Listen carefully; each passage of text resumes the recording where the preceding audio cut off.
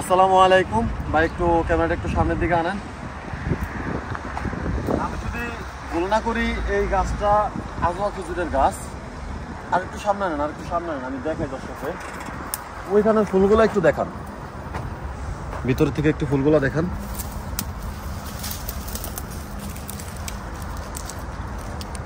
দেখা যায়? হ্যাঁ, ফুল দেখা। আমি যদি ভুল না করি এটা একটা আজওয়া খেজুরের গাছ। কিন্তু কথা হচ্ছে রাস্তার পাশে, আমরা রাস্তাটা একটু দেখান ভাই।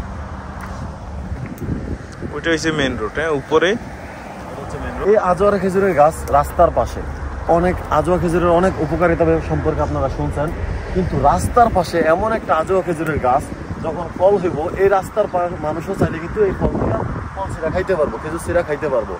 রাস্তার এত নিচে গাছটা কিন্তু এখনো ধরতে গেলে মাটি থেকে উপরে উঠে নাই, মাটি থেকে এখনো কিন্তু উপরেই উঠে নাই, কিন্তু ফল ধরে বসে রয়েছে। মাশাআল্লাহ তাবারাকাল্লাহ। আল্লাহ তাআলা যে সৌদি আরবের মাটিতে এত পরিমাণ বরকত দিছে বলার বাহিরে, ধারণা করতে পারবেন না যে এই গাছটাতে কি পরিমাণ ফুল ধরছে। ভাই একটু দেখান তো এদিকের থেকে, আমি একটু ছড়াই দেখাই।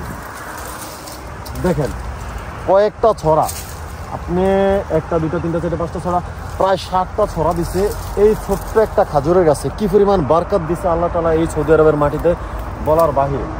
মাশাআল্লাহ মাশাআল্লাহ। যাই হোক, সবাই দোয়া করবেন যেন আরো বরকত দেয়, আমরা পথিক যারা আছি তারা যেন এখান থেকে খাজুর সিরা খাইতে পারি। ভালো থাকবেন। আসসালামু আলাইকুম।